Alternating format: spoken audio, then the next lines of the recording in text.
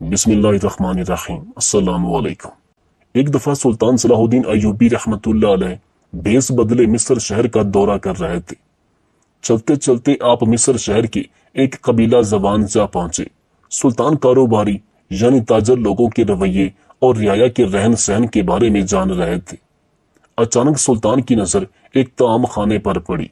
जब आप इस ताम खाने पर गए और उससे पानी मांगा, अभी सुल्तान पानी पी ही रहे थे कि एक 40 साला शख्स बहुत पुराने से कपड़े पहने हुए सुल्तान के पास आ बैठा। वो अपने हुलिये से नशई लगता था।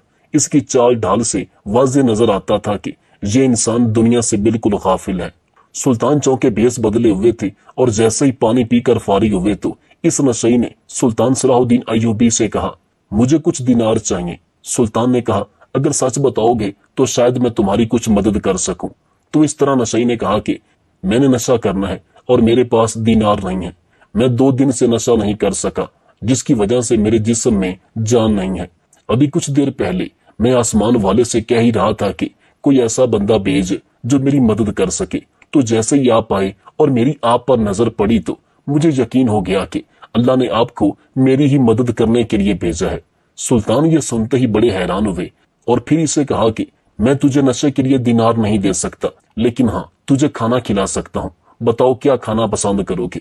लेकिन इस नशई ने कहा, आप मुझे नशे के लिए दिनार दे दें, क्योंकि खाना खिलाने वाला कोई और है। आप बस नशे के लिए मुझे दिनार दें। इस नशई के इन अल्फाज ने सुल्तान सलाहुद्दीन अय्यूबी रहमतुल्लाह अलैह पर गहरी छाप छोड़ी। सुल्तान ने ना चाहते हुए भी 10 दिनार इस नशई को दे दिए। जब वो नशई जाने लगा तो सुल्तान इसके पीछे गए कि देखो ये जाता कहाँ है। सुल्तान इसका पीछा करते हुए अभी कुछ फासले पर ही थे। देखा कि करीब में ही एक शादी का प्रोग्राम था। लोग खाने के बर्तन इधर उधर ले जा रहे थे। ऐसे में एक आदमी से बर्तन छूटकर जमीन पर गिर गया। इस आदमी ने बर्तन उठाया और चल दिया। सुल्तान ये सारा माजरा देख रहे थे। जल्दी से वो नशई उन्हीं चावलों के सामने बैठ गया और खाने लगा। अचानक नशई की नजर सुल्तान सलाहुद्दीन अय्यूबी पर पड़ी तो इसने एक इंतहाई अनमोल जुमला कहा, जो न जाने कितने अरसे तक सुल्तान सलाहुद्दीन अय्यूबी के कानों में गर्दिश करता रहा। इस नशई की जो ही नजर सुल्तान पर गई तो इसने कहा, उस जात के साथ ताल्लुकात आजकल कुछ खराब हैं, वरना बर्तन में ही देता है। करीम इतना है कि नाराज भी हो तो भूखा नहीं देख सकता। ये सुनना था कि सुल्तान की आंखों से जारो कतार आंसू जारी हो गए।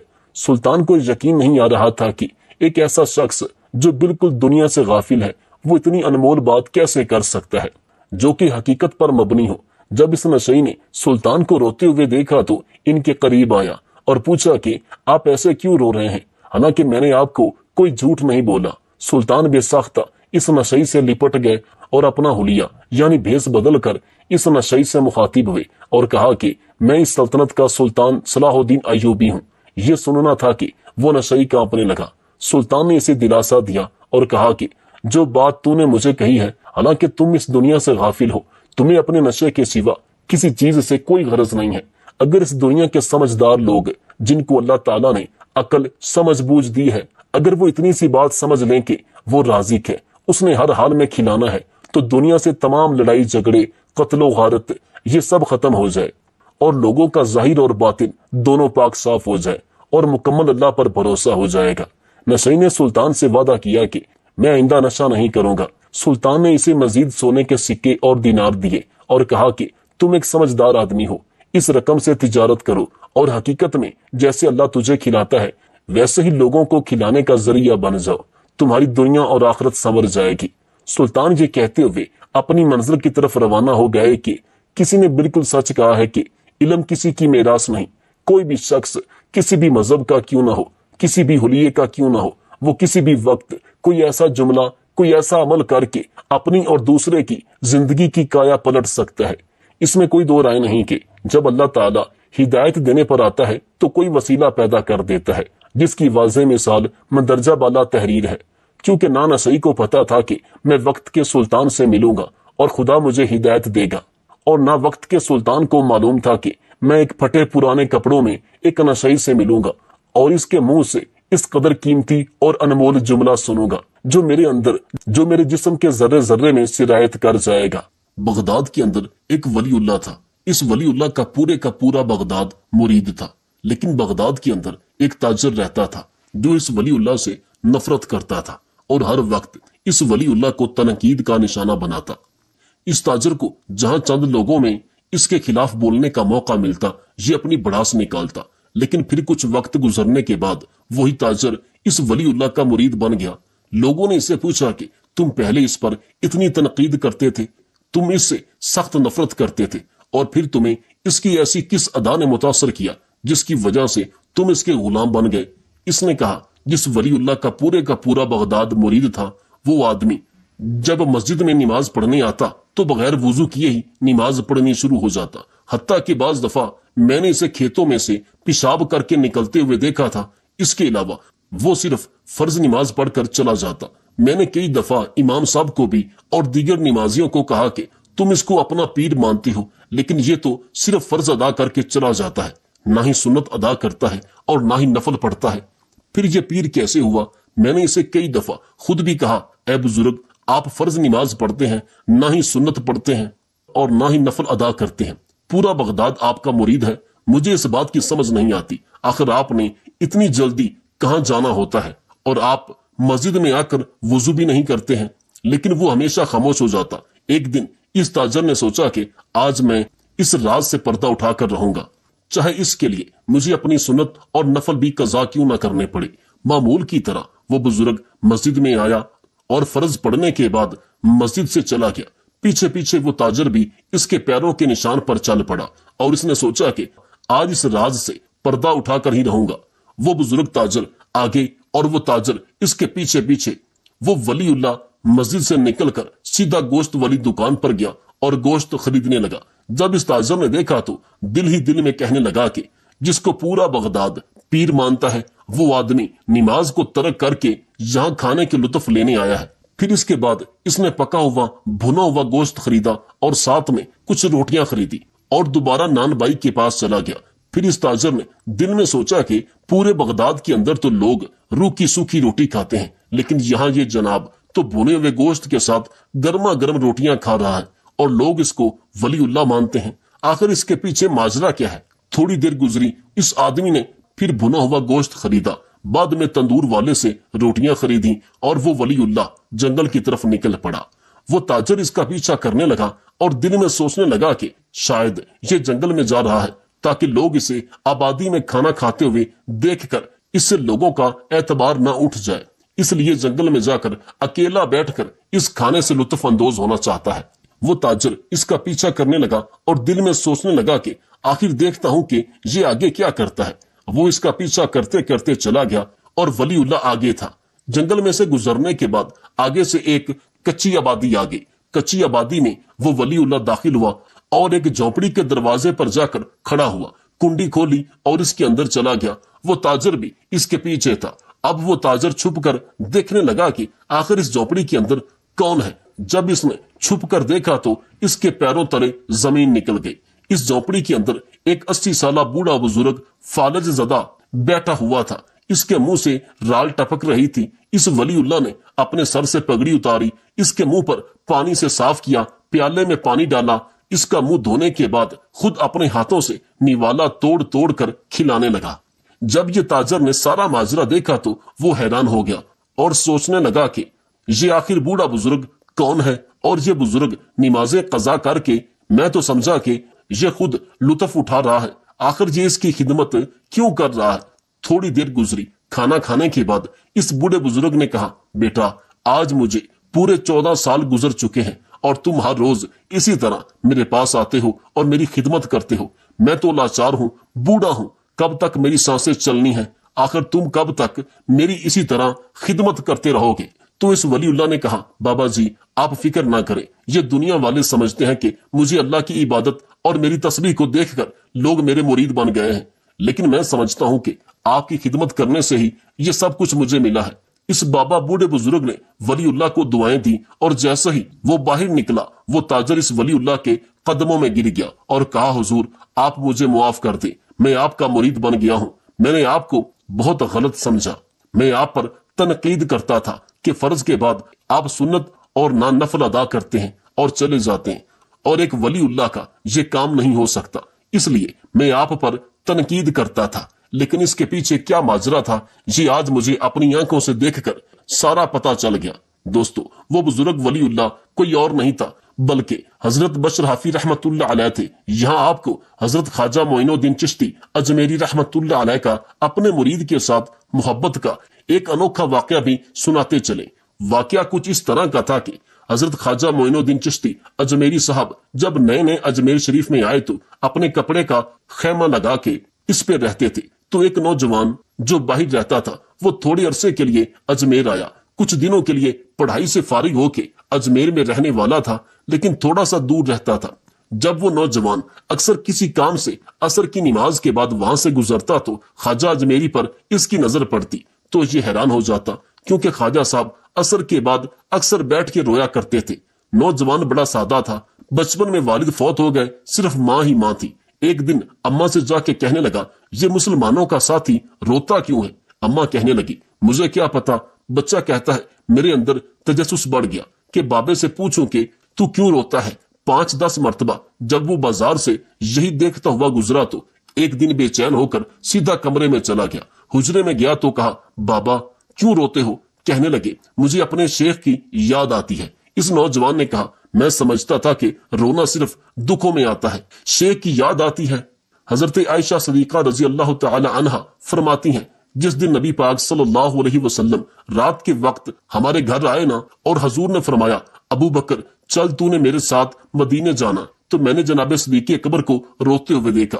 तब मुझे पता चला कि मोहब्बत में भी रोना आता है, मोहब्बत में भी रोया जाता है। फरमाते हैं, ख्वाजा अजमेर से वो नौजवान कहने लगा, बाबा प्यार में भी रोया जाता है? कहा हाँ। कहने लगा, मैंने भी आजमाना है। आप फरमाने लगे, 2 शर्तें हैं, एक ये कि कलमा पढ़, दूसरा मेरा मुरीद हो जा, रोना भी आएगा। हजरत अजमेरी कहते हैं, इस तरह कर ले। कहने लगा, मैं अम्मा से पूछ लूंगा। अम्मा के पास गया तो अम्मा कहने लगी, बेटे मैं तुझे जानती हूँ, तेरे दिल में जो बात बचपन से आ जाती है ना, फिर वो निकलती कोई नहीं। तू इस तरह कर ले जिस तरह बाबा कहता है, इसलिए कि तूने पीछे तो हटना नहीं। जाके मुरीद हो गया, कलमा पढ़ लिया। अब बाबा जी कहते, नाश्ता भी मेरे साथ करना है, शाम का खाना भी, और फजर की सैर में तू मेरे साथ जाएगा। अब चंद महीने जब गुजर गए, पूरी लाव लग गई तो बाबा कहने लगे, बेटे तेरी 3 छुट्टियां हैं, 3 दिन तूने मुझे मिलने नहीं आना, बल्कि 3 दिन के बाद आना। इसने कहा, मसला ही कोई नहीं। इसे परवाह ही नहीं थी, ना पता ही था, तो वो चला गया।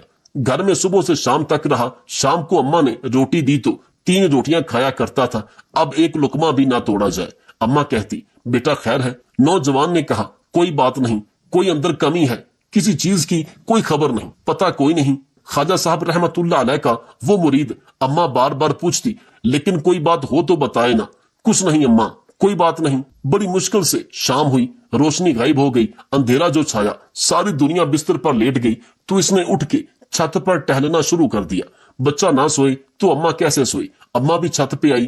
कहा, बेटे क्या बात है? कहा, माँ पता कोई नहीं, कोई मेरी नींद उड़ा के ले गया है। बेटे तूने रोटी भी नहीं खाई? अम्मा, कोई नहीं पता। जब 12 बजे के बाद का वक्त आया तो फिर हल्के हल्के आंसू निकले, और जब सहरी चमकी तो धाड़े मार के रोया। बेटे क्या हुआ? अम्मा, मैंने बाबा जी के पास जाना है, इसे कहिए मेहरबानी करे, मैं ये जुदाई बर्दाश्त नहीं कर सकता, मेरे बस का रोग नहीं, अब नहीं रह सकता। फजर की नमाज पढ़ के अम्मा सीधा ख्वाजा अजमेरी के पास गई। कहने लगी, मेहरबानी करो। तो बाबा जी कहने लगे, इससे कहिए अभी तो 1 दिन गुजरा है, अभी तो वक्त बड़ा पीछे है, अभी टाइम बाकी है। बस अगले दिन की जो शाम हुई तो माँ के कदमों में गिर गया। कहने लगा, खुदा का वास्ता इनसे कहो मेरा नहीं गुजारा होता, अब अगर इसकी दीद का नशा ना मिला तो मर जाऊंगा। हजरत हजवेरी रहमतुल्लाह अलैह के पास अम्मा रोती हुई आई। कहने लगी, बाबा मुझे नहीं पता तेरा इसका क्या रिश्ता है, मैं तो माँ हूँ, इसकी आंसू गिरते हैं तो मेरा कलेजा पीसता है, वो जब रोता है तो मेरी जान निकलती है, मेहरबानी करके इसे दीद का नशा दे दीजिए, मुझसे इसका ये हाल देखा नहीं जाता। तो आप फरमाने लगे, माँ तो अवैस करने की हो तो मेरे रसूल दीदार मना कर देते हैं, तो माँ बन के आई है। फरमाया, उसे जा कह आ जा। अब वो वहां से निकला तो दौड़ लगा दी और आके खड़ा हुआ तो हजरत अजमेरी मुरीदों को सबक दे रहे थे। किताब खुली हुई थी, बात हो रही थी मुरीदों के साथ गुफ्तगू हो रही है। आके खड़ा हो गया, एक नजर यूं उठाई तो दरवाजे पर पड़ी, देर से खड़ा है, ये नजर उठाई, इसकी तरफ देखा, बस देखा ही था कि वो दाढ़े मार मार के रोने लगा। تو حضرت اجمیری نے مسکرا کے ایک جملہ کہا، فرمایا پتہ چل گیا محبت میں بھی رونا آیا کرتا ہے، پتہ چل گیا دوڑ کے قدموں میں آیا تو پھر لوگ کہتے ہیں وہ آیا تو آنسو حضرت اجمیر کے بھی نکل پڑے۔ فرمانے لگے بیلی ساری رات سویا نہ؟ کہا حضور نہیں۔ فرمایا میں بھی نہیں سویا، تو اگر بیدار تھا تو کل شام روٹی تو نے نہیں کھائی؟ حضور نہیں کھائی۔ فرمایا میں نے بھی تو کوئی نہیں کھائی۔ یہ محبت دو طرفہ ہوتی ہے، یک طرفہ نہیں، تھوڑی ہوتی ہے۔ اگر تو نے کھائی نہیں تو میں نے بھی کب کھائی؟ میرے بھائی ہمارے شیخ نے مریدوں کو محبت نبھانا سکھائی۔ یہ تھی حضرت خواجہ معین الدین چشتی اجمیری رحمت اللہ علیہ کی اپنے مریدوں سے محبت۔ ناظرین کرام، آپ کو حضرت خواجہ معین الدین چشتی اجمیری صاحب کا دوسرا دلچسپ واقعہ سناتے ہیں کہ کس طرح ایک تاجر کو آپ کا گستاخ تھا اور آپ نے چند لمحوں میں اس کو اپنا مرید بنا لیا۔ واقعہ کچھ اس طرح ہے کہ حضرت خواجہ قطب الدین بختیار کاکی رحمت اللہ علیہ فرماتے ہیں کہ میں حضرت معین الدین چشتی اجمیری رحمت اللہ علیہ کی خانقاہ میں بیٹھا تھا۔ اچانک ایک تاجر، ایک دنیا دار شخص آیا، حضرت خواجہ معین الدین چشتی کے سامنے بیٹھے ہوئے آپ کے ایک مرید شیخ علی جس کا نام تھا، اس کی طرف وہ تاجر تیزی سے بڑھا اور شیخ علی کا گریبان پکڑ لیا۔ میرے پیسے کب دو گے اور کتنے وعدے کرو گے؟ لاؤ میری رقم واپس کرو۔ حضرت خواجہ معین الدین چشتی رحمت اللہ علیہ ساری صورتحال سے بے خبر تھے، جلدی سے اٹھے اور اٹھ کر اس تاجر سے کہا، اے نوجوان بات کیا ہے؟ حضور بہت عرصے سے آپ کے اس شیخ علی نے میری رقم دینی ہے اور وہ واپس نہیں کرتا۔ خواجہ صاحب نے شیخ علی کی طرف دیکھا اور فرمایا یہ معاملہ کیا ہے؟ عرض کی حضور میں غریب ہوں، کمزور ہوں، تنگ دست ہوں، قصدن ایسا نہیں کر رہا، اس سے کچھ مہلت لے چکا ہوں، وہ ختم ہوئی، اب اور مہلت کا سوالی ہوں اور مجھے یہ مہلت دینے کو تیار نہیں۔ خواجہ اجمیر علی رحمہ نے اس تاجر کی طرف دیکھا اور فرمایا غریب ہے، مجبور ہے، اس وقت تنگ دست ہے، اس کو کچھ مہلت دے دے، یقیناً تمہاری رقم لوٹا دے گا۔ اس نے حضرت خواجہ علیہ رحم اللہ کے ساتھ بھی توہین آمیز لہجہ اختیار کیا، ابھی لے کے جاؤں گا، پوری رقم لے کر جاؤں گا، ورنہ نہ صرف یہ کہ اسے رسوا کر دوں گا بلکہ میں اسے بازار میں کھینچوں گا۔ خواجہ قطب الدین رحمت اللہ علیہ فرماتے ہیں جتنے لوگ وہاں بیٹھے تھے ان سب کی طرف جب شیخ علی دیکھتے تو کمزور پڑتے، روتے۔ میرے پیر بھائیوں کے سامنے جا کر سرے عام لوگوں میں میری اتنی رسوائی کر ڈالی۔ خواجہ اجمیر نے اپنے اس مرید کی آنکھوں میں جب آنسو دیکھے تو بڑا ہی دل نرم ہوا، اس کو کہا کچھ مہلت دے دے۔ اس نے کہا نہیں، مجھے تو ابھی اپنی رقم چاہیے۔ خواجہ صاحب رحمت اللہ علیہ نے زمین پر چادر بچھائی، چند سکے جیب سے کیا نکالے تھے کہ اللہ تبارک و تعالیٰ نے بڑے خزانوں سے دولت عطا فرما دی۔ سبحان اللہ، یہ تمہاری رقم اٹھاؤ اور لے جاؤ۔ تمہیں فقیروں کو اس طرح رسوا نہیں کرنا چاہیے تھا، تمہیں خانقاہ میں بیٹھے ان سادہ اور کمزور لوگوں کے ساتھ یہ رویہ نہیں رکھنا چاہیے تھا۔ یہ کہا ہی تھا کہ اس شخص نے پیسے اٹھانا شروع کیے اور اٹھاتے اٹھاتے جب اس کی نظر زیادہ مال پہ پڑی تو کوئی زیادہ سکے بھی اٹھا لیے۔ ذرا نظر بچا کے دیکھتا ہے کہ خواجہ صاحب دیکھ تو نہیں رہے، کوئی زیادہ رقم ہتھیائی اور وہ چلتا بنا۔ حضرت خواجہ علی رحمہ نے شیخ علی کو تھپکی دی، فرمایا اللہ نے تمہاری عزت رکھی، اور ایک بات میری ہمیشہ یاد رکھنا، جب بھی بھروسہ کرنے کو دل ہو، جب بھی کسی طرف سہارا ڈھونڈنے کا دل ہو تو یہاں خدا کی طرف دیکھنا، محمد مصطفیٰ کی طرف دیکھنا۔ یہ کیا درویشوں کا کام ہے کہ وہ دنیا داروں سے پیسے لے اور دنیا داروں کے ساتھ معاملات کرے؟ تمہاری رہبر اچھی نہیں لیکن اللہ نے تمہارا وقار رکھا۔ خواجہ قطب الدین کہتے ہیں بات تو ختم ہو گئی لیکن شیخ علی کے چہرے پر کئی دنوں تک افسردگی رہی۔ وہ ان سب کو پلٹ پلٹ کر دیکھتے جن کے سامنے آ کے اس تاجر نے گریبان پکڑا تھا تو بیچاروں کی طبیعت بگڑتی، دل پہ افسوس ہوتا، اس کو ایسا نہیں کرنا چاہیے تھا، میری غریبی کا یوں مذاق نہ اڑاتا۔